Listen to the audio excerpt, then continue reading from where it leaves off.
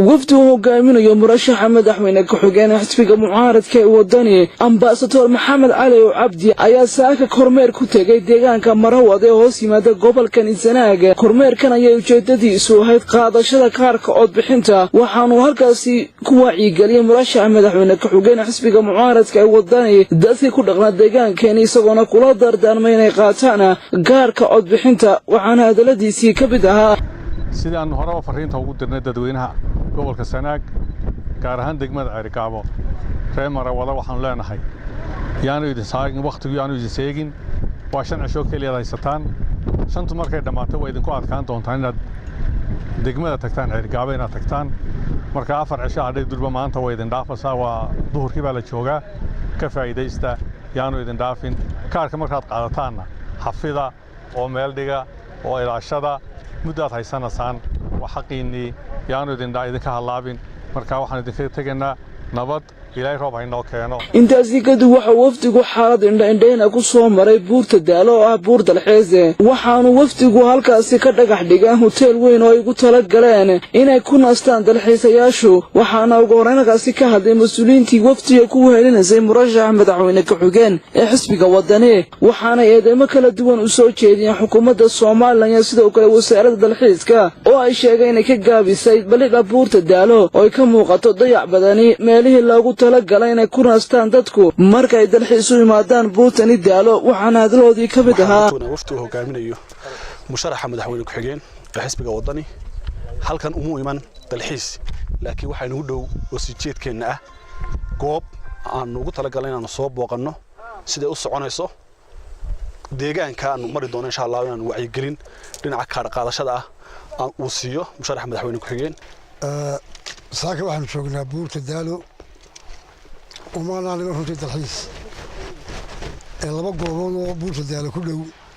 أيام سوق المرن قابك أيام سعودان كان قاعد شلون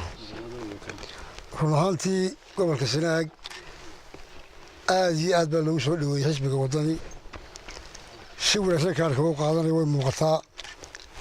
قد كون أنا واحد شيء ناين وطني وهليان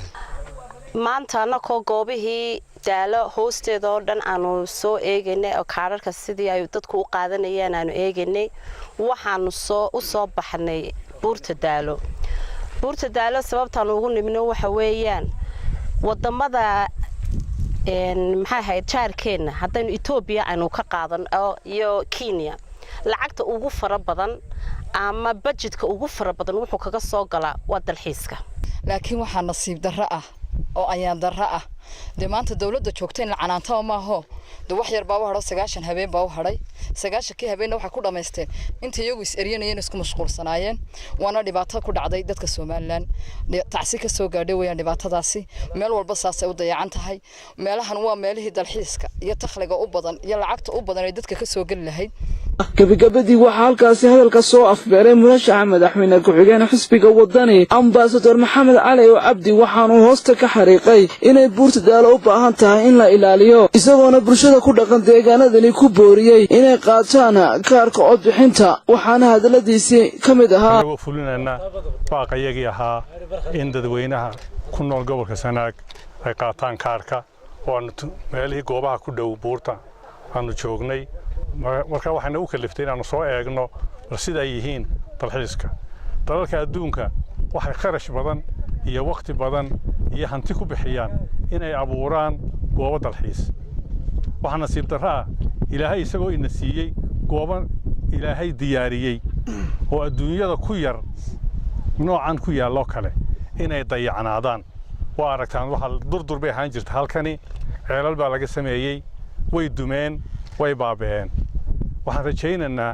ilaahay dadkii markaan kursiga wadani ku fadhiisto inayna muddo yar dabadeed halkan dayacaas ka muuqan doonin ee ay noqon doonto meel adduunyada iskugu timaado Abdullahi Maxamed Faarax Abdullahi Raaj telefishinka caalamiga kalsan deegaanadani hoos yimaada gobolka Sanaag